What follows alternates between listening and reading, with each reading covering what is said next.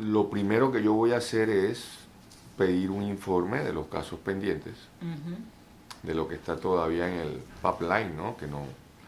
Que mi antecesor no logró procesar.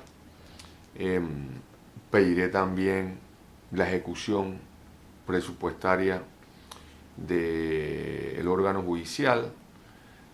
Una de las capacidades profesionales que yo he adquirido en mi vida es, además del derecho de ser abogado, tengo una maestría en administración de empresas, de INCAE, un MBA, y eso me permite personalmente poder hacer algunos análisis financieros y operativos de una organización.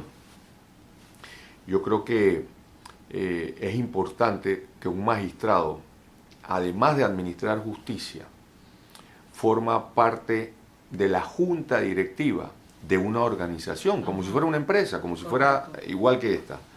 Entonces, la junta directiva, los miembros de la junta directiva deben tener también la capacidad de poder hacer ese tipo de análisis y para poder crear las políticas de desarrollo de esa empresa o de esa organización. A mí me gustaría saber cuán eficiente están siendo utilizados los fondos, los pocos fondos con que cuenta el órgano judicial de la República de Panamá, y si hay alguna manera en que podamos colaborar en destinar esos fondos de una manera más eficiente, que el gasto sea más eficaz, ir apoyando. Lo otro es que hablaré con mis colegas, porque a mí me gustaría dos cosas. Primero, ser el magistrado que esté a cargo del Instituto Superior de la Judicatura. El Instituto Superior de la Judicatura era lo que antes era la Escuela Judicial. Y ahí es donde se forma, hay una formación continua de los jueces y magistrados. Pero también debería ser una escuela para formar a potenciales nuevos jueces que definitivamente necesita el país. O sea, y lo otro que me gustaría que me endosaran, me dieran la confianza mis colegas, es poder liderar la modernización del proceso civil, de la jurisdicción civil. Fíjate. ¿En qué sentido? Explíqueme un poco. Sí, es que el proceso civil panameño está anquilosado en muchas ritualidades y en donde la escritura es la plataforma que se utiliza. Nosotros tenemos que pasar a un proceso en donde podamos todas esas actividades del procedimiento, poderlas condensar, poderlas concentrar en un solo acto a través de una audiencia. ¿Qué es lo que ocurre, por ejemplo, mi experiencia, carta de presentación cuando yo aspiré al cargo de magistrado, es mis más de 15 años de experiencia como árbitro. Y también he tenido mucha experiencia en el Tribunal Marítimo, que es un procedimiento distinto, un procedimiento más norteamericano. Y lo tenemos también en el sistema penal acusatorio. ¿En qué consiste? En palabras sencillas. Bueno, tú agarras muchas actividades que podías hacer, que tenías que hacer en muchas etapas, las condensas, las agrupas, y en un solo acto, que es un acto de audiencia, puedes despachar todas esas actividades. De esa manera, tú haces que el proceso fluya. Y lo otro es que, por ejemplo, un cuello de botella que tenemos en el proceso civil es la admisión de pruebas y la práctica de pruebas. Y el otro cuello de botella, viendo el proceso como si fuera una fábrica, porque al fin y al cabo, un juez lo que hace es que produce decisiones. Entonces, lo que hay que ver el proceso es como si fuese una fábrica en donde entra una materia prima, que son los casos, y sale una decisión. En ese camino tiene que haber fluidez. Entonces tú tienes que tener la capacidad de identificar los cuellos de botella y decir, aquí se me está acumulando mucho trabajo. Entonces tú te enfocas en el rediseño de un proceso para atender los cuellos de botella y desatar para que eso pueda fluir y llegar a esa decisión. Lo que tenemos hoy día es un proceso muy ritualista, en donde los abogados hemos apostado al ritual, a la forma y no al producto final, que es la decisión. Entonces eso trae desconfianza, eso trae frustración, porque el tiempo pasa y pasa y pasa y no llegamos al resultado final. Entonces, eso es importante. Y una de las cosas que a mí me gustaría liderar eso es, primero, decirle a mis colegas abogados, esto no solamente es de abogados, esto es de la sociedad.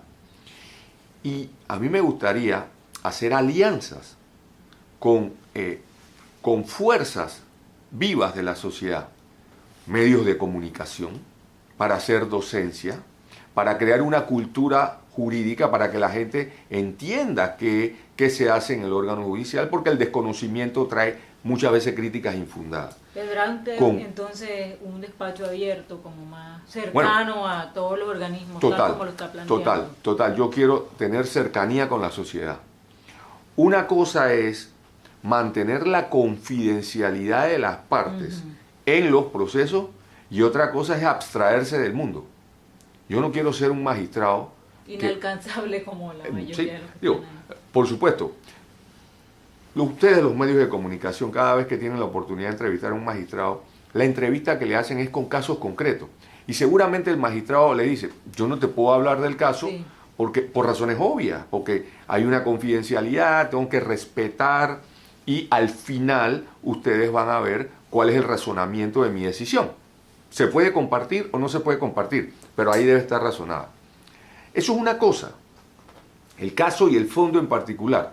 Pero otra cosa es, de nuevo, crear una sensibilización nacional y a partir de ahí decir, mira, vamos a agarrarnos de la mano y todos tenemos la responsabilidad de tratar de arreglar esto, porque no podemos seguir teniendo, mira, mientras se arregle, Eliana, todo el tema constitucional de cómo se eligen los magistrados, siguen habiendo cientos de juzgados, cada juez tiene la misma competencia que un magistrado y cada uno en su naturaleza. Entonces esto lo tenemos que atacar de forma integral y de forma solidaria, porque es un problema que nos afecta a todos. Si la administración de justicia no funciona bien, no hay paz social. Otra cosa, magistrado, ¿va a pedir usted un informe de autoría del despacho, teniendo en cuenta que ahí se dio recientemente un escándalo de supuesta venta de fallos? ¿Lo ha considerado? Vamos a... Bueno, lo que pasa es que esos son casos que ya se dieron. Ustedes publicaron algo al respecto, efectivamente. Yo no lo había considerado, pero ahora que lo mencionas, yo creo que valdría la pena recoger qué fue lo que pasó allí. Ahora, esos casos, yo cuando leí la noticia de ustedes, no vi que había un caso en particular. Entonces se hablaba en términos generales. Entonces también, digo, yo no quiero agradar en esta entrevista a nadie. O sea, estoy siendo intelectualmente honesto. Si nos proporcionan un caso en particular donde nosotros podamos ir, perfecto. Yo lo que no puedo hacer ahora, y se lo prometo que no lo puedo hacer, es hacer un repaso de todo lo que mi antecesor hizo en 10 años. O sea, eso es imposible. Si hay un caso concreto, si hay algo puntual que podamos suministrar, que en el medio de comunicación que lo puso escrito nos lo proporciona, por supuesto, es el deber de un servidor público, si está en presencia de un posible delito, poner en conocimiento a las autoridades. Y eso yo lo conozco perfectamente. Pero sí nos gustaría, de nuevo, tener algo más puntual, una información precisa y que no sea así de forma generalizada, ¿no? ¿Le gustaría formar parte de la directiva de la Corte? Mira, si con eso, yo lo primero que te voy a decir, Eliana, es que yo respetaría en principio la antigüedad de mis colegas. ¿Okay? Y pienso que uno debe ser lo suficientemente responsable como para entender que voy a una nueva organización, que yo tengo una percepción como usuario de la justicia desde afuera, pero también tengo que comenzar a asimilarla desde adentro. Así que de esa forma no es mi prioridad. Sin embargo, si es que con eso yo voy a poder impulsar las ideas que tengo y de eso depende que realmente se haga, pues no tengo ningún problema en asumir el reto. ¿Qué propone para atenuar la mora judicial, que es uno de los principales cuestionamientos que se le hace a la Administración de Justicia? Bueno, es que lo que te dije al principio, Ajá. Eliana, hay que cambiar el diseño, la arquitectura del procedimiento y hay que dotarle al órgano judicial de más presupuesto. Entonces, lo que yo propongo es, tenemos que hacer un diagnóstico.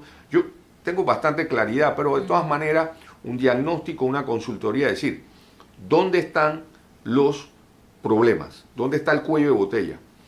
A partir de allí hay que hacer un estudio financiero. ¿Cuánto cuesta cambiar el proceso? Tú tienes que nombrar más jueces, tienes que nombrar más funcionarios.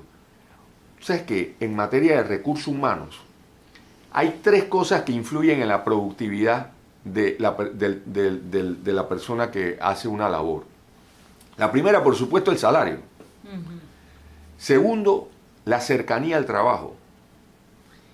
Pero lo más importante que los expertos señalan que aumenta la productividad de una persona en el trabajo es el ambiente de trabajo.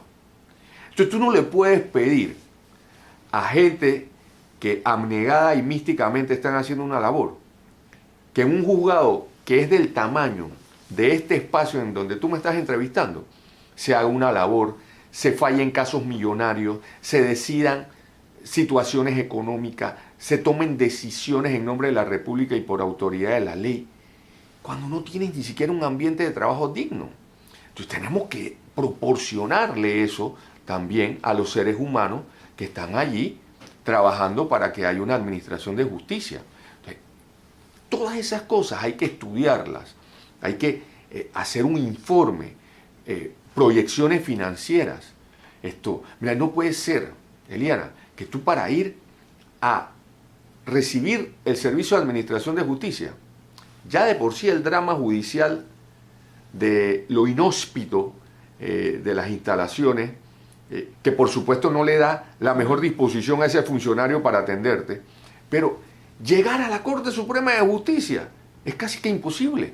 Ahí no hay estacionamientos, ahí hay que pensar cómo tenemos que mudar eso de allí.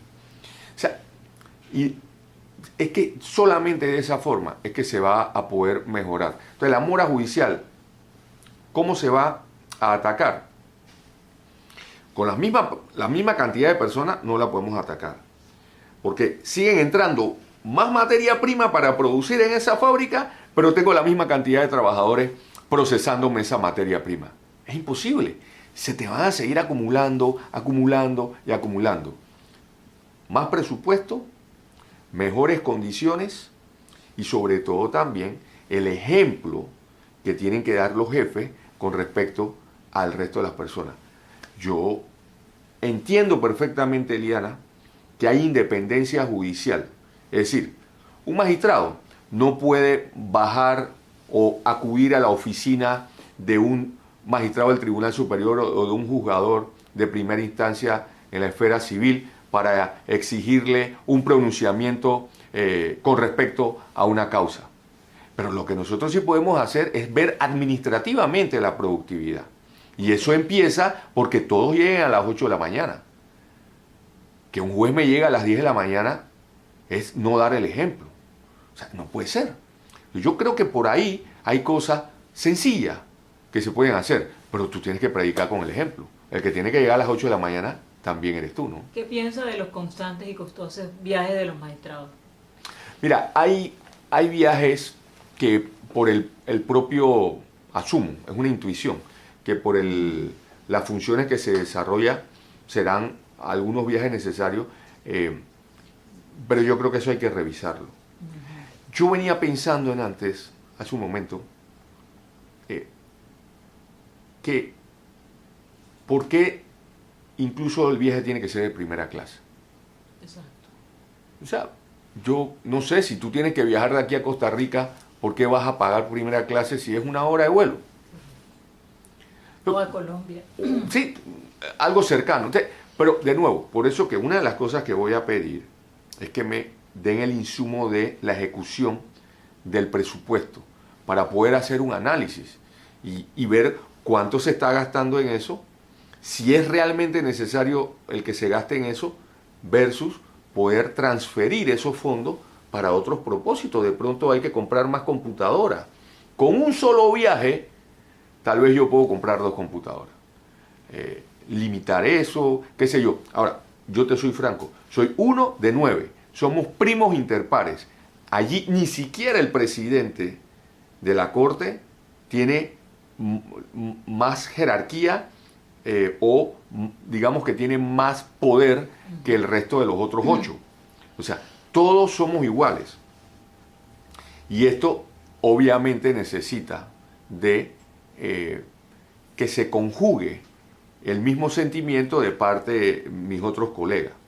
Lo que yo voy a intentar con todo esmero es tratar de persuadirlos para hacer cambios, ¿no? ¿Qué piensa de los bandos? Y ahora que habló de grupos, de los bandos que hay en la Corte. Se dice que hay magistrados divididos por partidos, por causas judiciales. Bueno, mire... Que se ponen de acuerdo para fallar y beneficiar a determinado grupo de personas, a empresarios, a políticos. Me cuesta creerlo. Yo lo que sí te puedo decir es que en cualquier relación, la emoción juega un papel importante. En la relación en tu hogar, en la relación en el trabajo, la emoción hace que o las personas se lleven mejor unas con otras o las personas no se lleven tan bien unas con otras. Y eso seguramente pasará en los 9 magistrados de la Corte Suprema de Justicia. Pero eso es coyuntural y uno creo que una de las cosas del ser humano que debe tratar todos los días de hacer es dominar sus pasiones, dominar sus emociones, que la emoción no te supere y entrar en la razón. Entonces, es un tema de inteligencia emocional, me parece a mí. Yo desconozco la información que tú me estás suministrando de que si hay bandos para fallar o decidir en una u otra forma, yo sí te puedo decir una cosa. Para mí todo el mundo es igual ante la ley. Y eso es que ese es el norte de un magistrado. Que todos seamos iguales ante la ley. No importa la clase social a la que tú pertenezcas, no importa el color de piel que tú tengas, no importa la religión que tú profeses, no importa si estás en un partido o eres independiente, todos tenemos que ser iguales ante la ley. Déjame, y esto yo lo enseño a mis estudiantes, porque si uno no entiende lo que es el derecho, si uno no comprende lo que es el derecho, tampoco lo puedes aplicar. Cuando nosotros vivíamos en las cavernas, como seres humanos, lo que regía era la ley del más fuerte. El más fuerte se imponía al más débil. Y ya éramos Homo sapiens. Pero llega un momento en la humanidad, sobre todo cuando ese Homo sapiens acepta que ya no era nómada, sino que teníamos que vivir en colectividad, en tribus, en clanes y después en sociedad, y se crean las ciudades. Llega un momento que ese ser humano dice, ¿sabes qué? Para yo poder vivir junto contigo, yo tengo que renunciar un poco a esa libertad que me da la naturaleza. Y es cuando nacen las reglas de conducta en sociedad. Y esas reglas de conducta empiezan por 2 aspectos. Primero, renuncio un poco a mi libertad para darte tu espacio y respetártelo. Y segundo, todos somos iguales ante esas normas de conducta. Y esa es la esencia del derecho. O sea, y eso es lo que tiene que regir la conciencia de un juez y un magistrado. Todos somos iguales. Y eso es lo que te permite tener el carácter para no sucumbir ante presiones que siempre las va a haber. Mire, un juez toma una decisión, va a favorecer a uno y va a desfavorecer al otro. Créeme, Eliana, que el que no es favorecido se va a sentir insatisfecho y automáticamente va a generar una crítica. Y el que es satisfecho en algún momento pasa al otro lado. Entonces, pero de nuevo, independientemente del resultado, Eliana, todos tenemos que aceptar que somos iguales ante la ley. Y tenemos también que brindarle la confianza a esas personas que tienen que decidir que lo hagan de acuerdo a su conciencia. Las presiones de medios de comunicación, las presiones sociales de gremio y de asociaciones, las presiones políticas, las presiones económicas, siempre la van a ver. O sea, es iluso pensar que eso no va a existir. Porque a nadie le gusta que tomen una decisión en su contra. Lo que tenemos que hacer los jueces y magistrados es tener la suficiente integridad, entereza y valentía para no ceder a las presiones. Y la decisión que tengamos que tomar, gústenle o no le guste a un sector, es mi decisión y la tomo porque para eso la Constitución dice que los jueces y magistrados administramos justicia en nombre de la República y por autoridad de la ley. ¿Qué hará para mejorar la transparencia y la rendición de cuentas en el órgano judicial? Bueno, estoy empezando con esta entrevista y muchas que daré. Por ejemplo, a veces las cosas posibles, las cosas posibles no siempre son las ideales, pero para que sean posibles te tuvieron que haber pasado por algo ideal. Mi idea, mi sueño, es que, por ejemplo, en temas de debates, de temas constitucionales, donde lo que la Corte vaya a decidir tiene una trascendencia para todo el país, a todos en general, se pudiera hacer un debate público, grabado, donde las personas pudieran percibir. Ahora las redes sociales son muy fáciles y allí la gente va a ver y va a sentir ese debate, ese intercambio de ideas, ese disenso, esa argumentación. Y creo que eso pudiera permitir que cuando sale la resolución, o sale la decisión, las personas pudieran comprender. Tal vez no la acepten, es su derecho, pero van a entender que hubo una argumentación que motivó esa decisión y que no parezca que fue que alguien se sacó de la manga la decisión. Exacto. Yo creo que eso contribuye mucho, porque cuando tú ves, cuando usas tu sentido para percibir algo que está sucediendo, te da más confianza. Pero bueno, eso es mi sueño, claro, y eso necesita que los otros también lo acepten. Pero, por ejemplo, hay temas muy importantes. Imagínate que mañana entrara el tema de la inconstitucionalidad del aborto. Supongamos, una hipótesis. Bueno, el magistrado que tiene la ponencia, lleva la ponencia, abre eso al público. Él lleva su posición y los otros se preparan para apoyar con un argumento o no estar de acuerdo con otros argumentos. Se forma una discusión, se vota, todo el mundo lo vio. Transparencia. ¿Qué piensa hacer para acabar con los jueces interinos? Bueno, mira, para cambiar esa situación. Claro, lo que pasa es que ese es otro tema de presupuesto, porque ya hay una ley de carrera judicial que te permite asegurar esa estabilidad. Sí, pero es que esa ley está a medio palo, como dicen. No se puede aplicar porque no hay presupuesto. Porque no hay presupuesto. Entonces, de verdad, que el órgano judicial necesita más presupuesto. Ahora bien, mire, yo vengo del Ministerio de Economía y Finanzas. Ok, sí. Y en el Ministerio de Economía y Finanzas se manejan las finanzas y la economía del país y de todas las instituciones. Y es una realidad. Todas las actividades de nuestro país, todas las funciones públicas, todas tienen su importancia. Ninguna es menos que otra. Es así. Desafortunadamente no hay, por lo menos en términos absolutos, no hay suficiente recurso para atender a todas las necesidades. Lo que tú tienes que de una manera inteligente es cómo priorizas en el gasto y cómo lo haces más eficiente y eficaz. Entonces, el tema de los jueces interinos necesita de la carrera judicial, necesita de que se aplique más bien la carrera judicial, y eso necesita unos fondos. Tú tienes que ir ¿Cómo a sensibilizar. ¿Cuánto cree Bueno, usted que se requiere no sé, para...? yo voy a ir, ahora que llego, una de las cosas que me comprometo es hacer ese estudio o a entender por qué, cuánto, que me diga la dirección administrativa o la dirección de finanzas del órgano judicial. A ver, ustedes tienen una proyección de cuántos fondos son, porque yo creo que eso es lo primero que hay que hacer, ¿no? ¿Cuánto se necesita? Y entonces comenzar a hacer una sensibilización nacional. Esto no lo podemos lograr solo. Ya de por sí la administración de justicia es las ingrata. alarmas del poco presupuesto que hay en el órgano judicial siempre suenan para los meses de octubre, noviembre, cuando se presentan las vistas presupuestarias, cuando van los magistrados a sustentarlo en la asamblea, pero después de eso el tema desaparece del debate público. Claro. Y ¿sabes qué pasa también?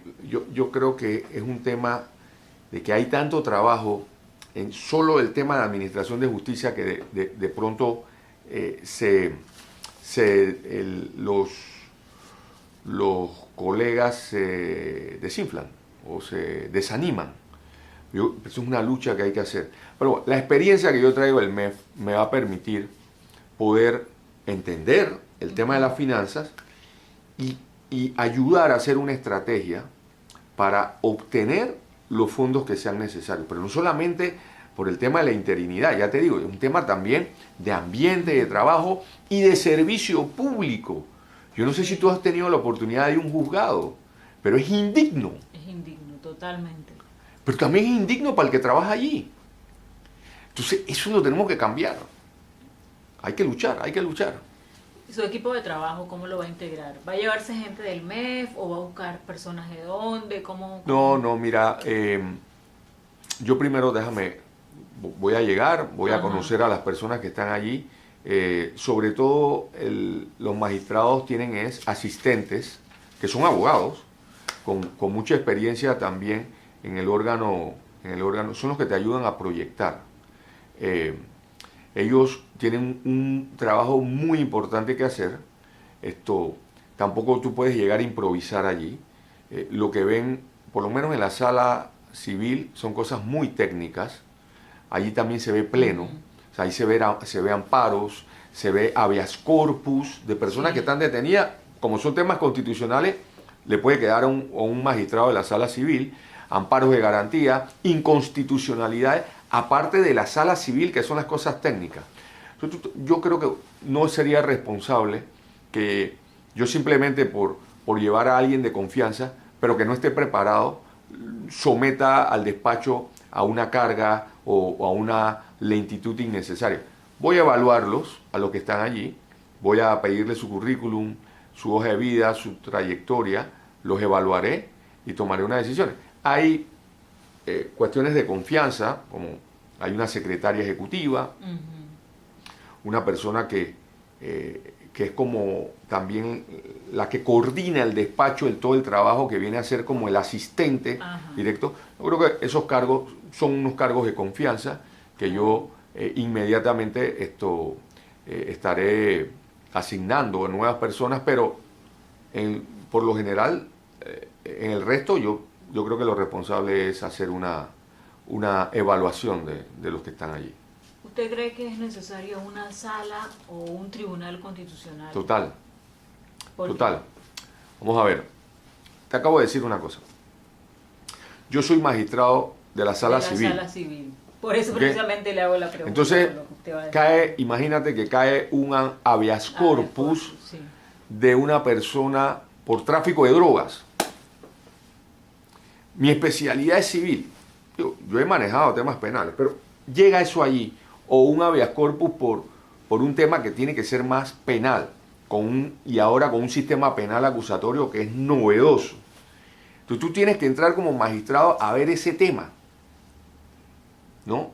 Entonces, y ese tema es prioritario. Desatiendes lo que es la esencia del trabajo de la sala civil, porque tienes que ir a ver ese tema prioritario, porque la persona está detenida y tú tienes que saber si le vas a conceder la libertad o vas a mantener la detención. Entran no sé cuántos amparos, o sea, y entra una inconstitucionalidad. Eso es una carga de trabajo que yo estoy casi seguro que yo creo que es la mitad de los de las casaciones, la casación misma. Entonces, con una sala constitucional, ellos solamente se van a encargar de atender esos temas que guardan relación con amparo, con habeas data. Ustedes, los medios de comunicación, presentan bastante, con habeas corpus, inconstitucionalidades. Entonces, pones allí a personas que están muy especializadas y actualizadas en esos temas, ¿no? Magistrado, el presidente Varela, esta es una pregunta obligada. ¿Usted tiene algún tipo de lealtad hacia él? Él lo designó junto al Consejo de Gabinete, lo ratificó la Asamblea. Sí. ¿Cómo manejaría usted la situación con él? Bueno, mi lealtad es a la Constitución y la ley. Y te voy a repetir lo que dije al principio. Para mí, todos son iguales ante la ley, no importa quién. Lo que yo no puedo evitar es que en la estructura de nombramiento que existe hasta ahora, el órgano ejecutivo, a través del Consejo de Gabinete, que lo preside el presidente de la República, quien quiera que esté en el cargo, y el órgano legislativo, mixto, de una actividad mixta, participen en el nombramiento. Si tú me vas a hacer la pregunta de que si yo le debo lealtad a alguien porque me nominó, imagínate, le debería de haber lealtad a 60 personas que votaron por mí en el Pleno. Eso es absurdo. Pero es la manera constitucional que está estructurado ahora para que haya, para que un magistrado sea nombrado. Ahora, te voy a decir otro tema. Piensa en esto. Somos 9 magistrados. Bajo la hipótesis que tú estás planteando, es atendible. Imagínate que yo estuviese amparado o movido por ese tipo de agradecimiento y en virtud de eso yo no vaya a ser objetivo. Tengo 8 que controlan ese supuesto comportamiento.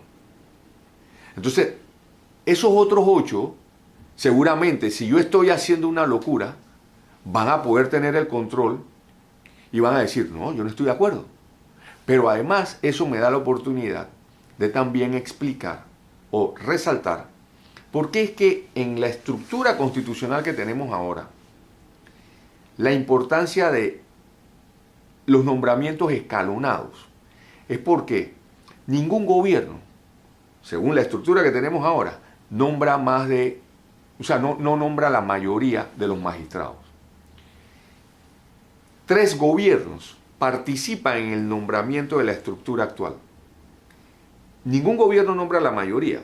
Los que se nombran en este gobierno son los que aseguran el equilibrio y el balance que va a haber con el próximo gobierno que viene, que a propósito va a estar en 3 meses más o 4 meses más. Entonces ahí, una vez me lo preguntaron el Pacto de Estado por la Justicia, me dijo la colega de Bobaldía, ¿y usted qué va a hacer cuando reciba la llamada? Yo le dije, ¿pero qué llamada? La famosa llamada. ¿Pero cuál famosa llamada? La llamada del presidente. Y le dije, ¿cuál presidente? Porque el que me está nominando ahora termina su función el 1 de julio. Y después del 1 de julio viene otro presidente y yo no soy adivino para saber quién es. O sea, ¿sí me explico? Cuando uno recibe críticas de que es que él es el magistrado del presidente tal, eso es absurdo. Además, la historia reciente ha demostrado que un expresidente ha sido juzgado, ha sido investigado, incluso por un magistrado que él mismo nombró. Así que solamente esa historia reciente ya rompe ese mito. ¿Hay justicia selectiva en Panamá? Yo no te puedo decir. Yo sí te puedo decir que mire, el tema de la justicia muchas veces se maneja con percepción. Con percepción. Las personas con intereses, cuando tú decides un caso, tú estás decidiendo intereses de personas. Algunas personas con muchos intereses, con mucho poder en la sociedad. Y comienza la bola, ¿no? La presión. Lo que pasa es que hay justicia selectiva. lo que pasa es que no todos son tratados iguales ante la ley. A mí no me gusta nunca generalizar.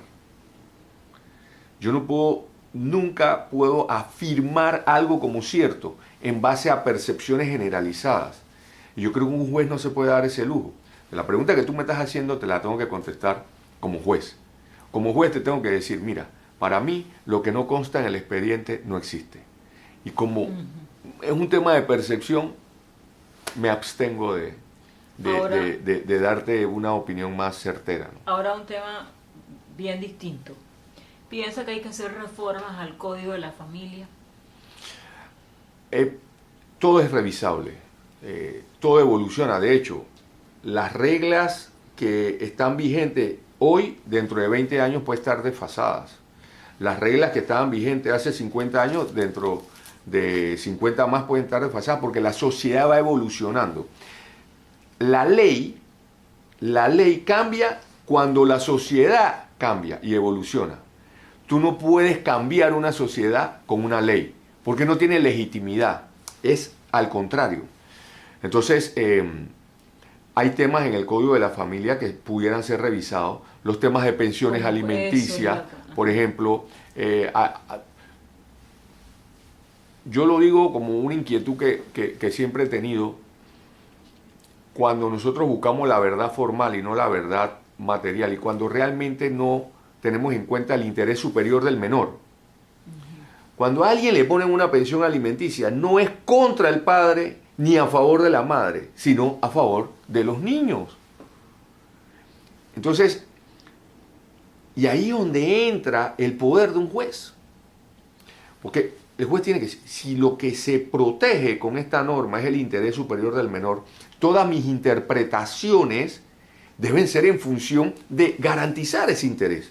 Entonces, por ejemplo, hay cosas aquí como que una persona que todo el mundo sabe que maneja un Porsche o un carro de lujo, tiene empresa, viaja.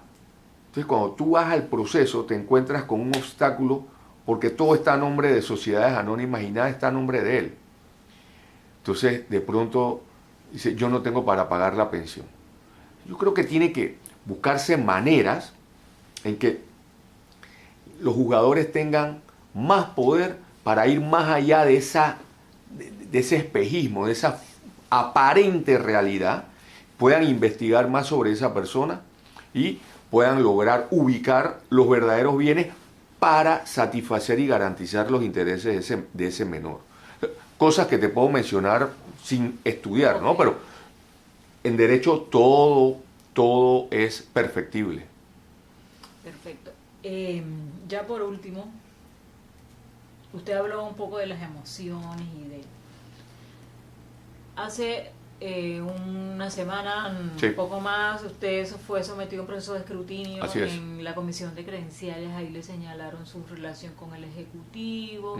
Una señora le dijo que usted aparecía en sociedades con Luis Miguel Encapié, con Stanley Mota, con Samuel Luis, con un montón de, y con Guayabil, de empresarios, con Guayabil, y que estuvo en una sociedad con Blandón, candidato a la presidencia. Sí. ¿Usted cómo fue ese momento ya desde la parte humana? ¿Usted cómo se sintió ante ese aluvión de cuestionamientos? Sí, mira, lo primero que tengo que decirte es que un juez, una de sus características debe ser la tolerancia. De manera que uno tiene que ser consciente que vas a recibir cuestionamientos, algunos muy valederos que uno debe tomar en cuenta para mejorar, otros necios, que uno sabe que también vienen de intereses aviesos, ¿no? O de fines aviesos, pero al final hay que tolerar. Yo no soy un osito de peluche. A veces lucho contra mi propio carácter, ¿no? Pero bueno, aparte de eso, ¿cómo me sentí? Al principio, sobre todo por el tema de lo... En algún momento yo lo sentí como molesto. Pero eso es natural. Incómodo. Sí, incómodo porque, ¿sabes qué? Es que entendía el cuestionamiento quise creer que era un poco de ignorancia o de desconocimiento de la colega en plantearlo. Tomé la oportunidad de hacer la réplica y creo que fue bastante docente y bastante claro lo que yo expliqué. Pero ya después ella insistió. Y entonces ahí ya sí me pareció que era como una necedad. Con todo el respeto, Sí. ¿no? Porque también hubo otro chico que fue e hizo un planteamiento que yo le dije incluso, oye, tiró una bomba de humo y se fue, porque lo que yo quería decir con eso era, te quiero contestar a tus cuestionamientos que son muy válidos, perfecto, pero me gustaría contestarte a ti y no que esto quedara así. Creo que lo tomó mal, pero bueno, no importa. Pero, de nuevo, yo aprovecho la oportunidad ahora para decirte, cuando se hace una sociedad anónima, hay dos personas que tienen que ir ante un notario. Eso se llaman suscriptores de la sociedad. Hay firmas de abogados que hacen muchas sociedades anónimas. Y lo que hacen es que las prefabrican, las tienen como en un banco, a la espera de que llegue un cliente y las adquiera y ellos pues la transfieren, ya sea cambiando la junta directiva, cambiándole los agentes residentes. Lo que no cambia en una sociedad anónima y no lo puedes cambiar son los suscriptores. Entonces yo lo que le expliqué a ella era que era mi intuición, era que yo debía en algún momento dado ser el abogado de alguien que vino a mi oficina y me pidió que cambiara la junta directiva, que yo comenzara a ser sus abogados y dejara la firma que había hecho esas sociedades que ya él quería abandonarla. Lo que yo no puedo cambiar es los suscriptores. ¿Qué hizo la colega? Se fue al registro público, buscó todas las sociedades de Panamá que tengan esos mismos suscriptores y me los estaba endilgando como si tuvieran una relación conmigo. Y yo creo que eso quedó claro y es bastante sencillo. Pero bueno, te repito, Eliana, yo no soy un osito de peluche.